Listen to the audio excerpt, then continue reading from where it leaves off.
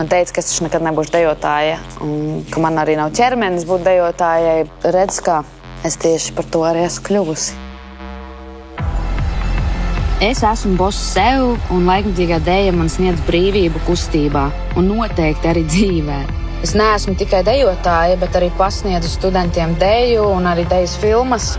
Daudzveidība dejas mākslas nozarē man ļauj atrast dažādus veidus, kā uzrunāt cilvēkus, veicināt dialogu un mēģināt tikai ļaut viņiem sajust. Ir noteikti tā, ka deja ir veids, kā es sevi varu izpaust.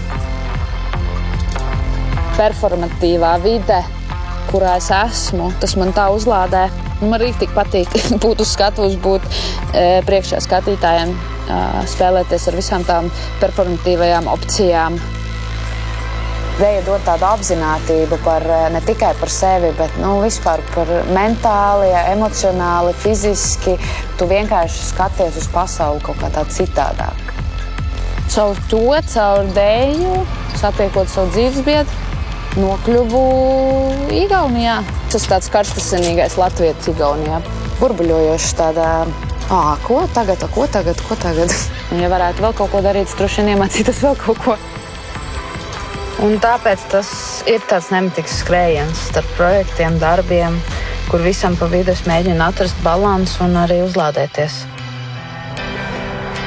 Sāremā ir tāda vieta, kur es jūtos, ka var pabūt pie dabiņas, kur nav jāsteidzās, jo es esmu rīdziniece, pilnībā pilsētnieks.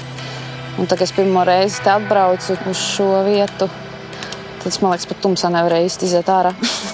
Riktīgi bail bija. Daba liek piebremzēt, padomāt. Tad es filmu veidojot vai strādājot pie filmas mēģinu saskatīt kustību jebkurā lietā. Tur tie koki atgādina tādu, tā kā viņi ir sastinguši, bet es redzu viņā to dzīvelīgumu un to kustību.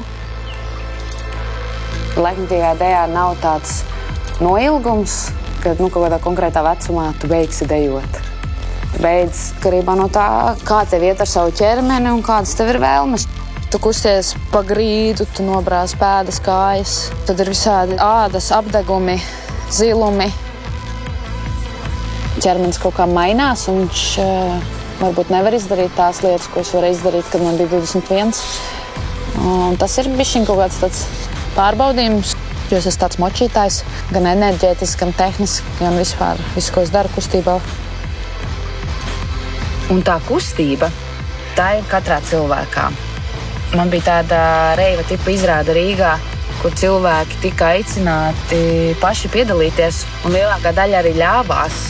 Tā bija ļoti skaista pieredze, kurā cilvēki dejoja un nedomāja par to, kā izskatās vai cik ļoti māk dejot.